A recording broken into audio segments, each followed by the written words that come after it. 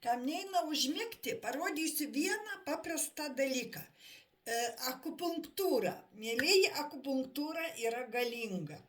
Taip, imat 3 pirštus, dedat nuo pradžios ant riešo čia ir kur baigėsi šitą vietą va ir spaudžiat. Pas mane čia va ta.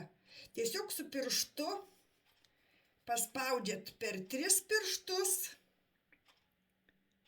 šitą vietą ir užmigsit žaibiškai.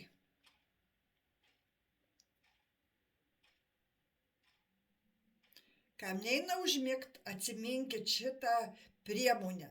Naktį, vakare neina užmigt, pervargę esat, spaudžiat šitą vietą ir užmiegat labai greitai. Tai yra miego akupunktūrinis taškas.